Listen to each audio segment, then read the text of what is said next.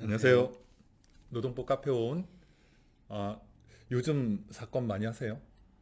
네, 음, 임금 사건. 최근 들어서 임금 사건, 퇴직금 사건, 예전에는 퇴직금 체불 같은 경우도 많이 있었잖아요. 맞습니다. 예. 근데 최근 들어서 이 퇴직연금으로 전환된 이후에 그렇죠. 퇴직금에 대한 체불 사건들은 이전보다는 많이 줄어든 것 많이 같아요. 줄어든 것 같아요. 예. 예. 퇴직금이 이 상당히 중요한 제도이기 때문에 그렇죠. 법에서 이제 철저하게 보호를 하고 있는데, 자, 그렇다면 퇴직금은 며칠 이내에 지급해야 될까요? 퇴직일로부터 14일 이내에 지급해야죠. 그렇죠. 네. 그러면 이와 관련한 혹시 판례 최근에 나온 거 있다고 하는데 준비하신 게 있을까요? 네, 최근에 음. 아주 재밌는 판례가 하나 나왔습니다. 예. 어떻게 보면 약간 상식적인 판례이긴 한데 예. 아무튼 그 과정이 되게 흥미로운 판례인 것 같습니다. 아, 예. 대법원 판례인 거죠? 그렇죠. 예. 그럼 우선 사건에 대한 개요 먼저 설명해 주시겠어요? 네, 일단 근로자하고 사용자하고 이제 근로자가 퇴직을 하면서 예. 퇴직금 지급 기일 연장하는 합의를 했어요. 예. 그러니까 퇴사일에 바로 이제 지급 14일 이내에 바로 지급을 해야 되지만 원칙적으로는 근데 이제 그 당사자 간의 합의에 따라서 지급 기일을 연장할 수 있습니다. 이건 근로자 퇴직급여 보장법에 규정이 돼 있습니다. 그래서 이제 근로자 퇴직급여 보장법 제9조. 예, 예. 그렇죠. 그래서 연장을 했는데 연장일 내에 지급을 하지 않았어요, 사용자가 또. 예, 음. 그래서 이제 그 퇴직급여 보장법 위반으로 회사가 기소된 사용자가 아. 기소된 사안입니다. 그렇다면 1심과 2심에 대해서는 떻게 판단을 했는지 좀 소개를 해 주시겠어요? 일단 1심하고 2심에서 무죄가 나왔어요. 아, 그래요? 예. 아, 예, 좀 쇼킹하긴 의외인데요. 한데 무죄가 나왔습니다. 근데 이제 무죄가 나온 근거를 좀 보기에 앞서서 그 퇴직급여 보장법을 제가 한번 좀 읽어드릴게요. 예. 구절에 보면 그 근로자가 퇴직한 경우 지급 사유가 발생한 날로부터 14일 이내에 퇴직금을 지급해야 된다. 다만 그 당사자 간의 합의에 따라서 지급 기일을 연장할 수 있다. 근데 이 조항을 위반하여서 이제 그 지급 기일에 지급을 하지 않게 되면 형사처벌을 받게 되는 거죠. 음. 네, 그래서 이 조항의 해석에 따라서 예. 어, 1, 2심하고 대법원하고 좀 견해가 갈린 것 같습니다. 음. 지급 사유가 발생한 날이라고 하면 퇴사일.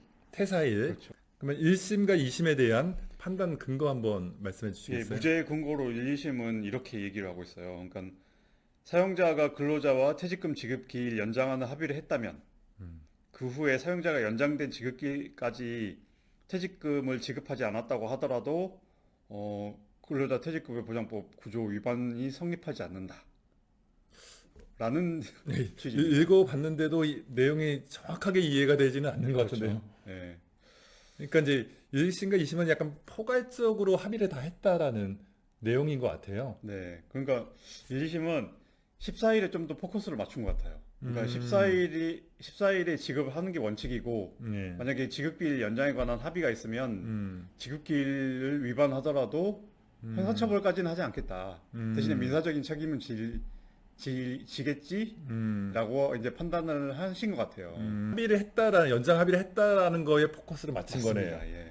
그리고 그 다음에 약속, 연장된 기일에 대한 거는 약간 좀 부수적으로 생각을 한 그렇죠. 게 그것까지 아닌가. 형사처벌하기는 좀 곤란하다라고 음. 당사자의 약속이기 때문에 음. 약속 위반을 형사처벌하기는 곤란하다라고 생각을 하신 게 아닐까 하는 의심을 해봅니다. 예, 그런 거네요. 예. 네. 뭐 전혀 이해가 안 된다라고 생각했는데 또 생각을 해보니까 또 그렇게 생각할 여지도 좀 있다. 그렇다면 이제 대법원에 대한 판단 네. 한번 소개를 해주시겠어요? 예, 대법원은 좀 더 이거를 엄격하게 해석했습니다. 그래서 유죄로 봤습니다.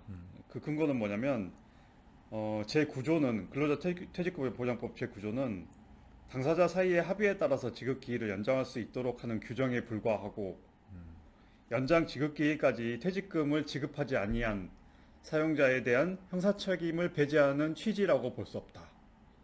이게 조금 더 와닿네요. 그렇죠. 예. 예, 그러니까 뭐 퇴직급여를 지급하지 않으면 음.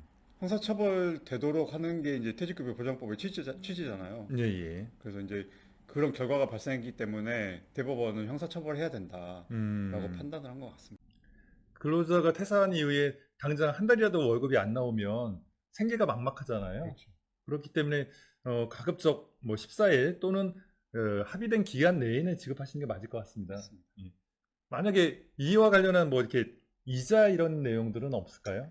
이자도 원칙적으로 이제 14일이 지나게 되면 연 20%가 지급이 되는 가산이 되게 되는데 예. 법정 이자 중에 최고 높은 이자인 것 같아요. 20%. 그렇죠. 예. 사용자가 이걸 제대로 챙겨준다면 높은 이자인데 고용노동부에서는 잘 해결이 안 되는 것 같아요. 그렇죠. 이거는 이제 받으려면 소송을 해야 되는 번거로움이 민사소송으로 이제 청구를 할 수 있는 내용이겠죠. 맞습니다. 예.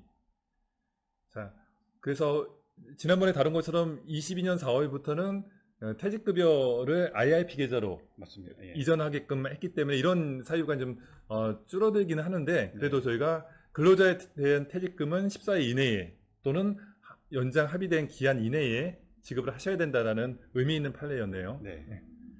자, 오늘 내용 간단하게 한번 정리를 해주시겠어요? 그래서 이제 가장 주의하셔야 될 점은 아무래도 이제 사용자 입장에서는 퇴직금을 가급적이면 기한에 맞춰서 이렇게 지급을 해야 되지 않을까 그렇죠. 하는 예. 생각이 들었습니다. 그리고 두 번째는 만약에 이제 퇴직금 지급 기일 연장 합의를 한다면 구두로 하는 것보다는 뭐 서면으로 한다든지 아니면 뭐 카톡이나 이렇게 문자로 이렇게 해서 명백하게 이렇게 서로 확인할 수 있는 기일을 남겨두는 게 좋겠습니다. 세 번째는 가장 중요한데 연장된 지급 기일에도 지급하지 않으면 형사처벌 됩니다. 네. 이 세 가지 좀 강조드리고 싶습니다. 뭐 사정이 어려워가지고 이렇게 연장 합의를 하셨겠지만, 그렇죠. 뭐 근로자 사정도 생각을 해주셔야 되니까, 네. 뭐 사업주 입장에서는 뭐 철저하게 계획을 세운 이후에 그 연장을 지켜주시길 바라겠습니다. 자, 그러면 오늘 내용은 이상으로 마무리하도록 하겠습니다. 예, 감사합니다.